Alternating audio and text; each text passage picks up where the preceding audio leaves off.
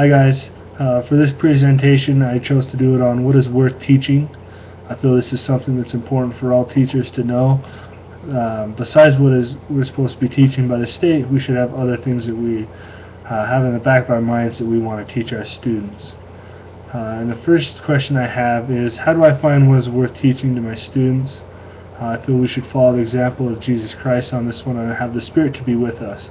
When we have the Spirit to be with us, it'll prompt us of what we needed to do and what direction that we should take our lessons. Sometimes we have things that are planned to do it one way, but the Spirit prompts us to teach it in a different way.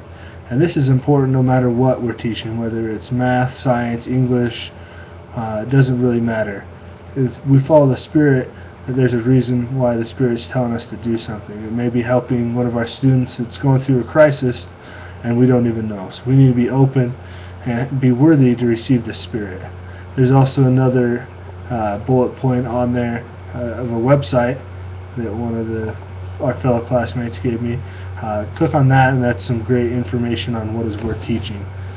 The second question I have is, how do I let my morals come through without stepping over the line with separation of church and state?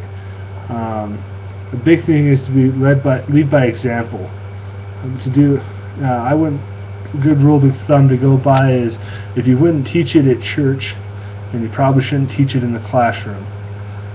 And this is just something that I've learned, that if I don't feel comfortable saying something in the church, I probably shouldn't be saying it outside of the church. Second is the class standard, and however you want your class standard to be, whether it's the language that's used or the way people act, or when it comes to different things that you may not like in your classrooms, make sure those are enforced, and so that students know that there's guidelines and boundaries that they need to follow. Also, conduct the class in a way that would invite the Spirit to be in the room. Like I said in the last question, when we have the Spirit to be with us, that we may know the truth, to teach our students, to help them out. But by having strong morals and letting our students see those morals, it'll help them out. It'll probably be one of the greatest things we ever teach them, more than whatever of the lesson that we had planned for that day. And lastly, the third question is, how do I make my teaching worthwhile to my students? Just don't sit up there and lecture. How many guys have been in classes where the teacher just sits there and talks and talks and talks and talks? And you look around and half the class is falling asleep. Make sure you get your students involved. Teach them with your teaching, and have them help teach. And then teach in a way that would also excite you to learn.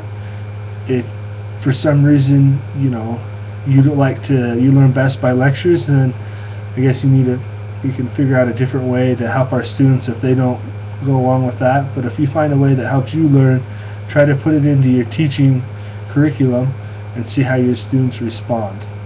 Also on there's another link from another one of our students, classmates, that gave a website of different ideas to help to know what's worthwhile for our teaching.